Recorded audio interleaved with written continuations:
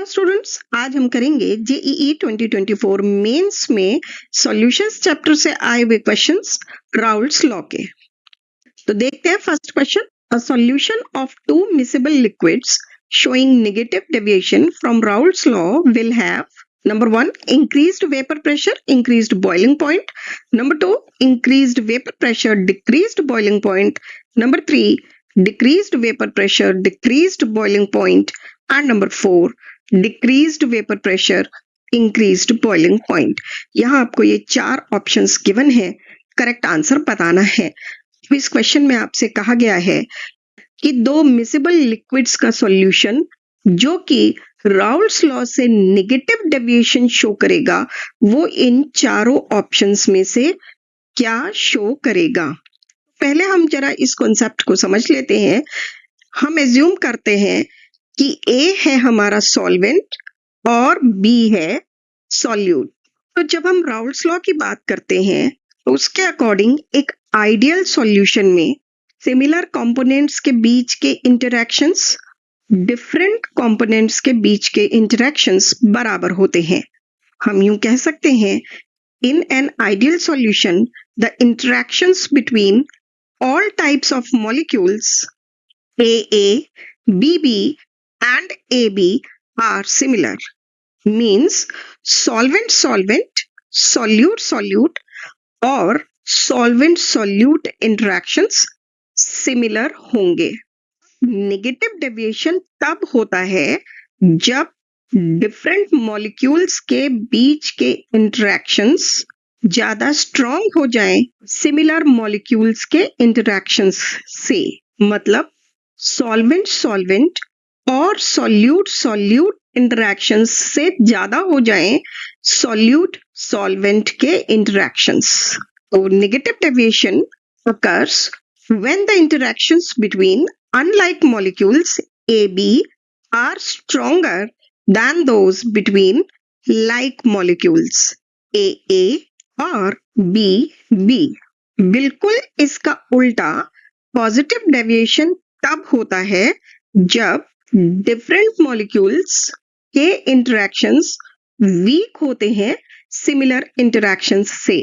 मतलब सॉल्वेंट और सॉल्यूट के इंटरैक्शंस वीक होंगे सॉल्यूट सॉल्यूट या सॉल्वेंट सॉल्वेंट इंटरैक्शंस से। Positive deviation occurs when the interactions between unlike molecules AB are weaker than those between like molecules AA और BB। अब इस question में हमसे नेगेटिव डेविएशन के बारे में पूछा गया है, तो हम बात करते हैं effect of negative deviation on vapour pressure. तो जब नेगेटिव डेविएशन होगा मींस जब सॉल्यूट और सॉल्वेंट के बीच इंटरैक्शंस ज्यादा होंगे सॉल्यूट सॉल्यूट या सॉल्वेंट सॉल्वेंट से, तो ये मॉलिक्यूल्स सॉल्यूशन में ज्यादा स्ट्रांगली एक दूसरे से बंधे हुए होंगे। इसका मतलब बहुत ही कम मॉलिक्यूल्स वेपर फेज में आ पाएंगे। In a solution showing negative deviation, the molecules are more tightly bound together. This means that fewer molecules will escape into the vapor phase compared to what is predicted by Raoult's law. अब जितने ज्यादा molecules vapour phase में escape करेंगे, vapour pressure उतना ही ज्यादा होता है। इसलिए अगर कम मॉलिक्यूल्स एस्केप कर रहे हैं तो वेपर प्रेशर कम हो जाएगा आइडियल सॉल्यूशन के कंपैरिजन में। Since the vapour pressure is the result of molecules escaping into the vapour phase, a lower number of escaping molecules means lower vapor pressure than expected in an ideal solution. ये बात हम समझ गए कि negative deviation में vapour pressure कम हो जाएगा। अब हम बात करते हैं effect of negative deviation on boiling point की। बॉइलिंग पॉइंट वो टेम्परेचर होता है जिस टेम्परेचर पर किसी लिक्विड का vapour pressure external atmospheric pressure के बराबर हो जाए। Boiling point is the temperature at which the vapor pressure of the liquid equals the external atmospheric pressure. अब अगर सॉल्यूशन का वेपर प्रेशर कम है नेगेटिव डेविएशन में, तो इसका मतलब उसको ज्यादा हीट चाहिए होगी उस लिक्विड को बॉइलिंग पॉइंट तक ले जाने के लिए, मींस बॉइलिंग पॉइंट इंक्रीज होगा। हम कह सकते हैं since the vapour pressure of the solution is lower due to stronger intermolecular forces, means negative deviation, more heat is required to reach the boiling point, leading to an increased boiling point.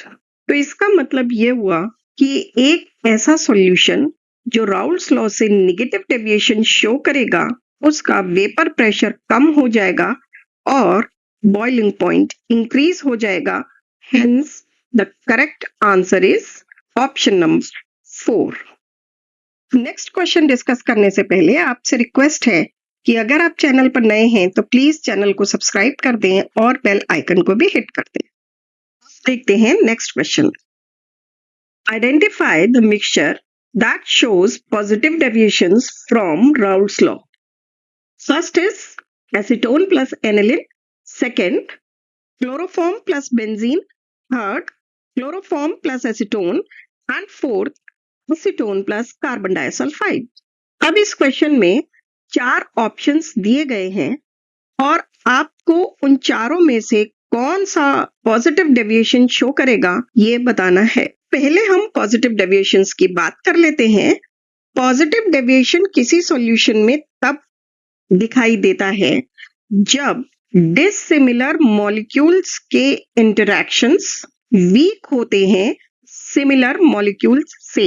इसका मतलब ये हुआ कि solute solvent molecules के interactions कम होने चाहिए solute solute या solvent solvent interactions से। Positive deviations from Raoult's law occur when the interactions between unlike molecules are weaker than those between like molecules. This leads to an increase in vapor pressure compared to what Raoult's law predicts. अब हम चारों options को एक एक करके देखते हैं। First option में दिया है एसीटोन और एनिलिन। एसीटोन और एनिलिन के स्ट्रक्चर को ध्यान से देखें तो एनिलिन में एक ऐसा हाइड्रोजन है जो हाईली इलेक्ट्रोनेगेटिव एटम नाइट्रोजन के साथ कोवेलेंट बॉन्ड से अटैच्ड है और उसको अपने पास मिल जाता है एसीटोन का एक ऑक्सीजन एटम जो कि अगेन एक हाईली इलेक्ट्रोनेगेटिव एटम है। इसलिए एसीटोन के ऑक्सीजन और एनिलिन के हाइड्रोजन के बीच एक हाइड्रोजन बॉन्डिंग डेवलप होगी। मतलब ये हुआ डिसिमिलर या अनलाइक मॉलिक्यूल्स के बीच इंटरैक्शंस इंक्रीज हो जाएंगे, तो ये सॉल्यूशन शो करेगा नेगेटिव डेविएशन क्योंकि अनलाइक मॉलिक्यूल्स के बीच इंटरैक्शंस स्ट्रॉन्गर हैं। अब देखते हैं सेकेंड ऑप्शन। सेकेंड ऑप्शन में गिवन है क्लोरोफॉर्म और बेंजीन। क्लोरोफॉर्म और बेंजीन के बीच सॉल्यूशन बनाने पर इंटरैक्शंस ना तो इंक्रीज ही हो पाएंगे और ना ही डिक्रीज, जिसकी वजह से ये सॉल्यूशन लगभग आइडियल सॉल्यूशन की तरह बिहेव करेगा। अगर हम अब ऑप्शन नंबर 3 देखें तो ऑप्शन नंबर 3 में है एसीटोन और क्लोरोफॉर्म। यहाँ पर क्लोरोफॉर्म का हाइड्रोजन एक ऐसे कार्बन से जुड़ा हुआ है जो 3 हाईली इलेक्ट्रोनेगेटिव क्लोरीन एटम से जुड़ा होने की वजह से खुद हाईली इलेक्ट्रोनेगेटिव हो जाएगा। तो अब ये एक ऐसा हाइड्रोजन है जो एक हाईली इलेक्ट्रोनेगेटिव ग्रुप से जुड़ा है और इसको अपने आसपास मिल जाता है एक highly electronegative oxygen atom acetone का। एक हाइड्रोजन बॉन्डिंग डेवलप हो जाएगी एसीटोन और क्लोरोफॉर्म के बीच। इसका मतलब फिर से यही हुआ कि अनलाइक मॉलिक्यूल्स के इंटरैक्शंस स्ट्रॉन्गर होंगे लाइक मॉलिक्यूल्स के इंटरैक्शंस के कंपैरिजन में। फिर से ये सॉल्यूशन नेगेटिव डेविएशन शो करेगा। ऑप्शन नंबर 4 देखते हैं। यहाँ बात की गई है एसीटोन और कार्बन डाइसल्फाइड की। यहाँ पर एसीटोन का जो कार्बोनिल ग्रुप है एक पोलर ग्रुप की तरह बिहेव करेगा। ऑक्सीजन एक हाईली इलेक्ट्रोनेगेटिव एटम है जिसकी वजह से पार्शियल नेगेटिव और पार्शियल पॉजिटिव चार्जेस डेवलप हो जाएंगे। पार्शियल नेगेटिव चार्ज ऑक्सीजन पर और पार्शियल पॉजिटिव चार्ज कार्बन पर। ये मॉलिक्यूल एक डाइपोल की तरह बिहेव करेगा और कार्बन डाइसल्फाइड एक लीनियर मॉलिक्यूल होगा जो कि एक नॉन पोलर मॉलिक्यूल है। वापस आ जाते हैं एसीटोन के डिस्कशन पर।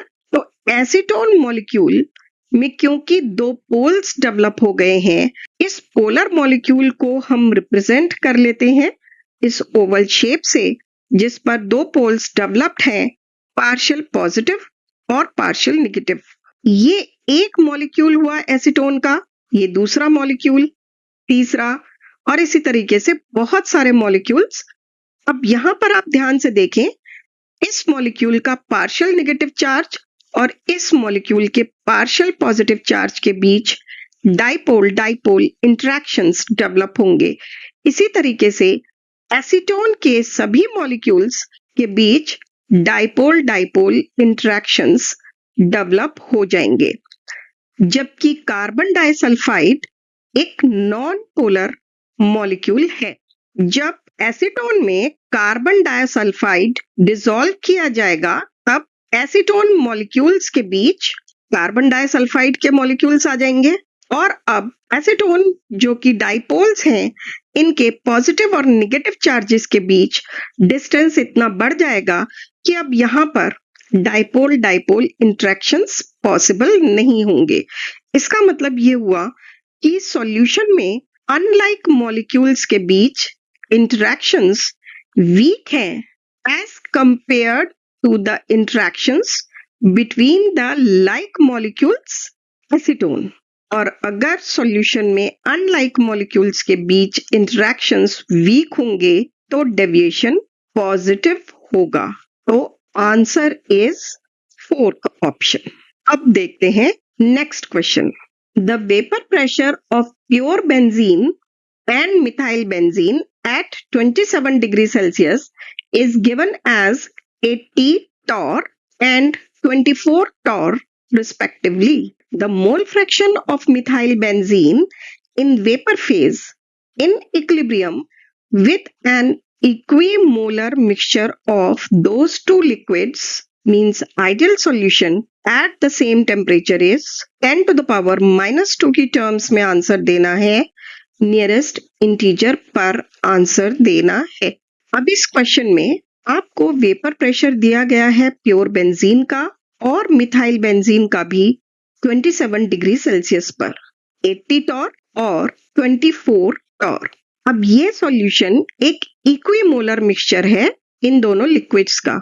मतलब ये हुआ कि दोनों लिक्विड्स के बराबर बराबर मोल्स यूज किए गए हैं और आपसे पूछा गया है वेपर फेज में मिथाइल बेंजीन की mole fraction.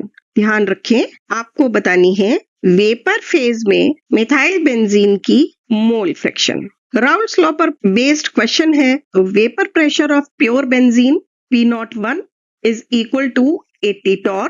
Vapour pressure of pure methyl benzene P02 equal to 24 torr. ये दोनों वैल्यूज आपको क्वेश्चन में गिवन है। क्योंकि इक्विमोलर मिक्सचर कहा गया है बेंजीन और मिथाइल बेंजीन का, इसलिए mole fraction of benzene and methyl benzene in liquid phase is 0.5 each. अब partial vapour pressure of benzene P1 हो जाएगा Xy1 P01। Xy1 यानी मोल फ्रैक्शन ऑफ बेंजीन है 0.5 और P01 यानी प्योर बेंजीन का वेपर प्रेशर है 80। वैल्यूज पुट करेंगे, कैलकुलेट करेंगे, वैल्यू मिलेगी 40 टॉर। इसी तरीके से हम मिथाइल बेंजीन का भी पार्शियल वेपर प्रेशर कैलकुलेट कर लेंगे। P2 equal to Xy2 P02। Xy2 है mole fraction of methyl benzene in solution और P02 है प्योर मिथाइल बेंजीन का vapour pressure. Mole fraction of methyl benzene भी है 0.5 और प्योर मिथाइल बेंजीन का वेपर प्रेशर क्वेश्चन में गिवन है 24 टॉर। 0.5 इंटू 24 सॉल्व करेंगे, वैल्यू मिलेगी 12 टॉर। टोटल वेपर प्रेशर होगा partial vapour pressure of benzene plus partial vapor pressure of methyl benzene, that will be equal to 40 plus 12 equal to 52 torr। ये total vapour pressure है और इस vapour में methyl benzene की mole fraction calculate करनी है। अब अगर हम मिथाइल बेंजीन की mole fraction in vapour phase की बात करें तो Y2 जो कि है mole fraction of methyl benzene in vapour phase will be equal to P2 upon P total, जहां P2 है partial vapour pressure of methyl benzene और P टोटल है टोटल वेपर प्रेशर। P2 की वैल्यू है 12, total vapour pressure है 52। Values put करते हैं, solve करते हैं, वैल्यू मिलेगी 0.2308। आंसर क्योंकि 10 to the power -2 की टर्म्स में देना है तो उसको कन्वर्ट कर लेते हैं, वैल्यू मिलेगी 23.08 into 10 to the power -2। Answer क्योंकि नियरेस्ट इंटीजर पर भी देना है इसलिए आंसर इज 23। अगर आपको ठीक से समझ आया है प्लीज लाइक करें, शेयर करें, चैनल को सब्सक्राइब भी कर दें, बेल आइकन हिट कर दें। देखते रहें Namita chemistry classes. Bye bye.